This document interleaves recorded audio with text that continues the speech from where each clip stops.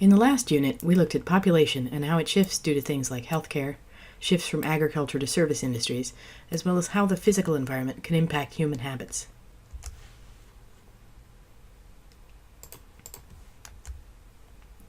Culture is the specialized behavior, patterns, understandings, and adaptations that summarize the way of life of a group of people. In other words, it's the things we do, the things we wear, what we eat, how we live, the language we speak, the religion we practice, and more. Material culture refers specifically to the artifacts or manufactured items of a culture, like clothes or houses or art. We can learn a lot from material culture, the ways in which the landscape is settled, building styles, clothes, traditions, etc. These things can help us determine the values of a culture and also which cultures have settled in a place, as artifacts are often transported to or recreated in new settlement areas. We can also observe how things change from place to place. For example, barns built by German settlers in the U.S. differ slightly from barns built in Germany, and cultural mores, like the role of women, may change in new settlement areas as the new landscape demands different patterns of behavior. We can break down culture into traits or specific units of learned behavior, like the way you tie your shoes, or the way you prepare a meal, or interact with nature. We might then organize these traits into regions, such as shared political systems or economic behavior, or religion or language. For example, the term Latin America or Sub-Saharan Africa can imply the combination of language, colonial history, and economic patterns of that region. The place where certain components originate is called a culture hearth. Places such as Mecca, Beijing, or Europe. We know that humans modify their environment through material culture, through farming, and other land use. Marx theorized that technology increases our control over the landscape, and we know from the Greek idea of the ecumene and the non-ecumene, and perhaps our own experience, that certain parts of the world are hard to live in without technology like central heating or air conditioning. The Neo-Malthusian then asks, will technology provide continual improvement in our standard of living? We know that cars and cell phones make life easier, but for those that don't have them, is life now harder than it was before anyone had them? The expectation of access to technology may make for a lower standard of living for those who don't have it, even if they have food to eat and a roof over their heads. Culture and environment are intertwined. Humans shape the environment, and the environment shapes human activity, as we've discussed before. There's an old theory that was often used to further racial segregation, that human activities are determined by the environment. This makes some amount of sense. It's hard to farm in the Arctic. But unfortunately, there were some who extended this further to use it as an excuse for discrimination. If you grew up in a poor neighborhood, you were never going to be as good as someone who didn't. That your environment determined your capacity for things like intelligence and work ethic, which we of course know is ridiculous.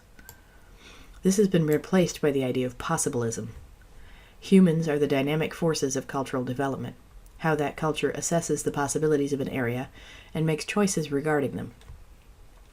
It's still hard to farm in the Arctic, but places without access to electricity often develop really ingenious non-electric technology, and it has no impact on your capacity to learn or do great things.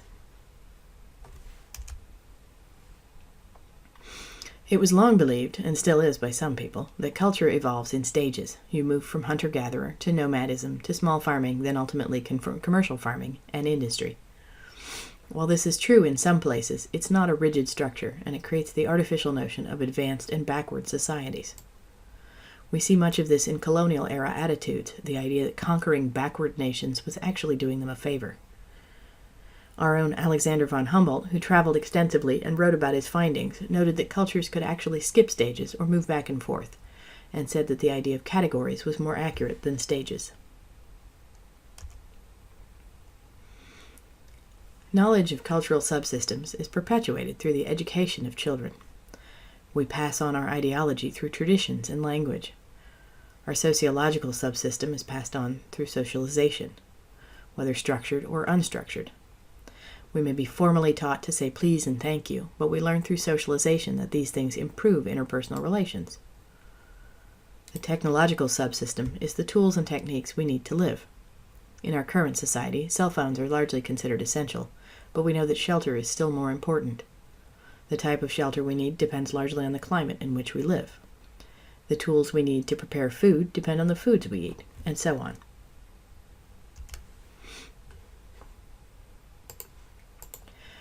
Nationality refers to the country of citizenship.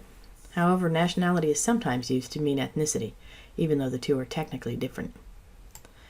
People of one ethnic group do not necessarily live in one geographic location, such as an Italian living in Italy and an Italian American living in the U.S.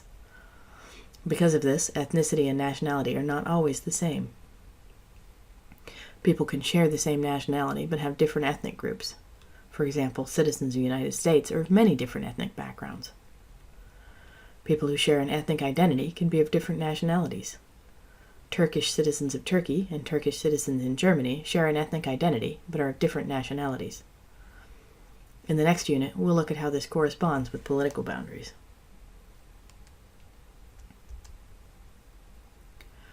In this era of technology and live streaming, it's becoming increasingly difficult to be fully isolated from other cultures. Even remote cultures in the Amazon rainforest may see a plane fly overhead or notice a satellite among the constellations and then must find a way to reconcile that with their cultural knowledge. Folk cultures attempt to preserve traditions against change. A prime example of this in the U.S. is the Amish, who eschew modern technology and preserve their farming lifestyle quite rigorously in some cases. Popular culture is the other extreme, which embraces new ideas from other cultures regularly and distributes those ideas through TV shows or songs or even internet memes. Typically, we find ourselves somewhere in between, such as celebrating Dia de los Muertos in the same way for generations in an otherwise modern family, or even Amish communities which collectively own a single car for transportation over long distances. As we just discussed, even folk cultures which seek to protect themselves against change are not immune to it. Change can come from within the group in the form of innovation or acquired from other cultures through diffusion or acculturation. Important periods of innovation include things like the agricultural revolution or the industrial revolution. Diffusion tends to be more gradual, whereas acculturation is the deliberate adaptation of ideas. The age of exploration brought many new ideas to Europe from all parts of the earth, and the Mongols helped stabilize the Silk Road to keep these new goods and ideas flowing between Europe and Asia. Evolution is similar to innovation, but is often in response to a change in environment. For example, when Europeans colonized North America, they had to adapt many of their buildings for colder winters and change their diets to reflect new crops. Imposition often comes with colonization or conquest. Groups are forced to speak a new language, perhaps even change their names. Or even if not forced by law, they may do so to blend in and reduce oppression, such as self-westernization, the adoption of European dress and customs in places like Japan and Australia and with some Native American groups. Many of these things occur simultaneously or in cycles. An interesting study in self-westernization and acculturation is happening in Japanese anime. The inclusion of westernized features in dress has long been a staple of the genre, but with aspects of Japanese culture still blended in. This has been brought back into American culture in fashion that adopts anime style. And recently, shows like Violet Evergarden and Be the Beginning have begun to be set in European-style communities with a steampunk flair, but still with many Japanese cultural elements. Stabilization of rates of change come from things like adherence to traditions, histories handed down through generations, and so on.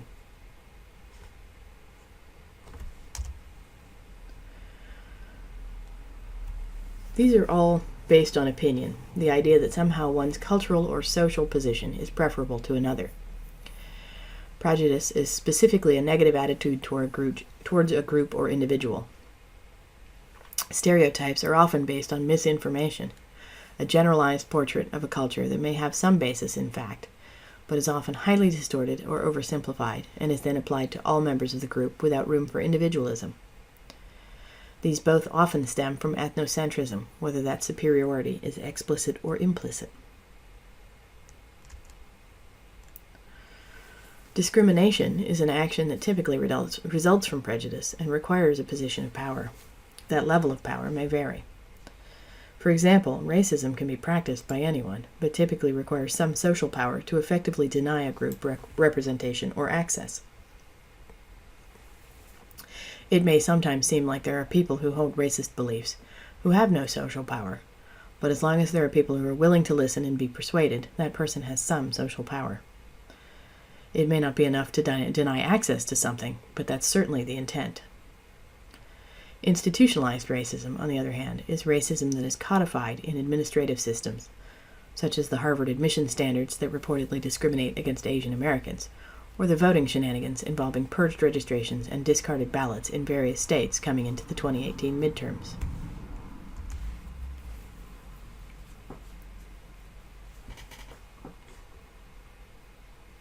Cultural appropriation is similar in that there is typically a power differential involved. Unlike diffusion and acculturation, traits are not borrowed or learned and embedded in the other culture, but rather certain stereotypical elements are held up as objects of ridicule.